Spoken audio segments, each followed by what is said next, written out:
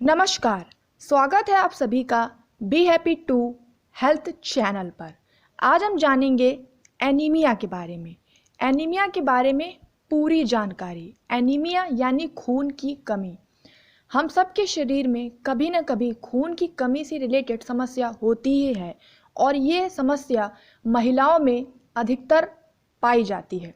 तो ऐसे में आपको ये जानना बहुत ज़रूरी है कि खून की कमी आखिरकार क्या होती है, क्या इसके कारण होते हैं, कितने प्रकार की खून की कमी यानी कितने प्रकार का एनीमिया होता है, इसके क्या लक्षण हैं जिससे हम पहचान सकें कि आपको एनीमिया की प्रॉब्लम है, क्या कारण होते हैं एनीमिया होने के, किस प्रकार एनीमिया से बचा जा सकता है, किस प्रकार उसको पता लगाया जा सकता है कि आपको एनीमिया है यानी आपके शरीर में खून की कमी है, इसका क्या ट्रीटमेंट है, और साथ ही अगर आपके शरीर में खून की कमी है तो आप ऐसा क्या खाएं कि आपके शरीर की ये समस्या सॉल्व हो जाए। इसलिए ये वीडियो बहुत लॉन्ग हो सकता है, इसलिए मैंने इसे 2 पार्ट में डिवाइड किया है। पार्ट 1 में हम जानेंगे कि एनीमिया क्या होता है, कितने प्रकार का होता है और क्या लक्षण होंगे आपके शरीर में जिसे आप पता कर सकते हैं कि आपको एनीमिया प्रॉब्लम है यानी आपके शरीर में खून की कमी है। तो हम सबसे पहले जानते हैं कि एनीमिया क्या होता है। एनीमिया होता है जब रक्त में पर्याप्त स्वास्थ्य लाल रक्त कोशिकाएं या हीमोग्लोबिन नहीं होता। हीमोग्लोबिन रक्त की कोशिकाओं के लिए ऑक्सीजन प्रोवाइड कराने के लिए इम्पॉर्टेंट होता है, और यदि आपके शरीर में कम या फिर असामान्य लाल रक्त कोशिकाएं हों और आपका हीमोग्लोबिन कम या असामान्य हो जाए तो आपके शरीर को पर्याप्त ऑक्सीजन नहीं मिलेगा और इससे आपको थकान भी महसूस होने लगेगी। तो ऐसे में आप समझ जाएंगे कि आपको एनीमिया शायद है। तो पहला तो आप लक्षण भी समझ गए कि आपको थकान महसूस हो सकती है। अब हम जानते हैं एनीमिया के कुछ महत्वपूर्ण कारक। एनीमिया कभी कभी आनुवंशिक होता है यानी कुछ लोगों को ये बचपन से ही होता है। साथ ही जब महिलाएं गर्भ धारण करती हैं उस उम्र में महिलाओं को मासिक धर्म के कारण रक्त की कमी और शरीर के द्वारा ज़्यादा रक्त की ज़रूरत के कारण भी एनीमिया हो जाता है। साथ ही अगर आप डाइट प्रॉपर नहीं ले रहे हैं यानी आप अनुचित आहार का प्रयोग कर रहे हैं तब भी आपको एनीमिया की प्रॉब्लम हो सकती है। अब जानते हैं कि एनीमिया कितने प्रकार का हो सकता है। Types of anaemia. सबसे पहले आयरन की कमी के कारण एनीमिया होता है। आयरन की कमी के कारण एनीमिया एक सामान्य प्रकार का है जो आमतौर पर तब होता है जब आपके शरीर में खून की कमी हो, चाहे वो मासिक धर्म के कारण हो या किसी और भी अवस्था में हो। खास तौर पर मासिक धर्म के कारण महिलाओं में और गर्भावस्था में, बच्चों के विकास और किशोरा अवस्था में भी विकास के समय ऑक्सीजन की कमी हो जाती है जिससे कि आयरन की कमी हो जाती है। दूसरा होता है एप्लास्टिक एनीमिया। एप्लास्टिक एनीमिया रक्त का एक विकार है जिस प्रकार शरीर के हड्डियों की मज्जा पर्याप्त रक्त कोशिकाएं इसमें नहीं बना पाती और इस कारण स्वास्थ्य संबंधित कई समस्याएं जैसे कि एरिथामियास, हृदय के आकार में वृद्धि, संक्रमण, रक्त स्त्राव और दिल की विफलता जैसे कई लक्षण दिखने लगते हैं।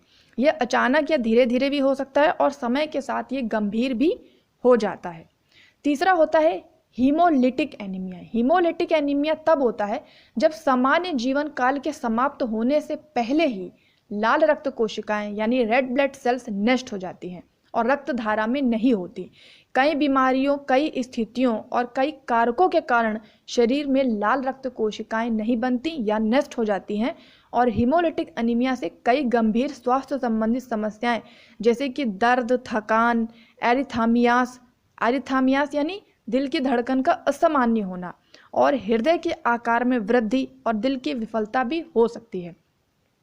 नेक्स्ट होता है थैलेसेमियोस।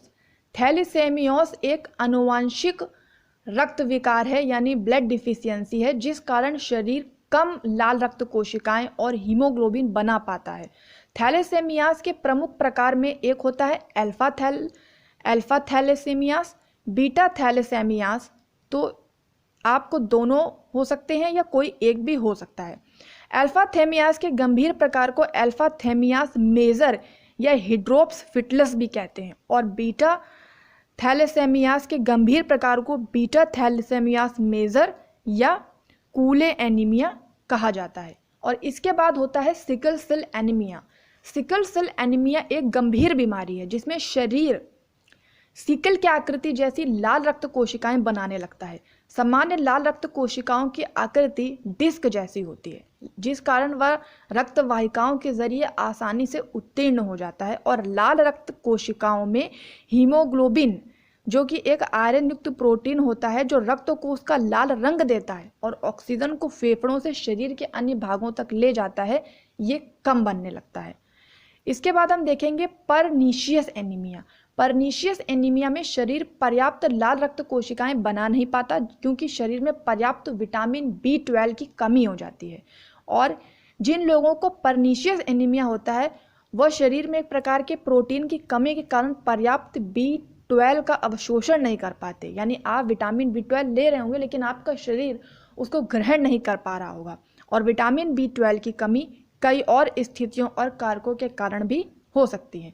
और इसके बाद हम लास्ट में देखेंगे फानकोनी एनीमिया। फानकोनी एनीमिया एक आनुवंशिक रक्त विकार है जिस कारण हड्डियों की मज्जा की विफलता हो सकती है।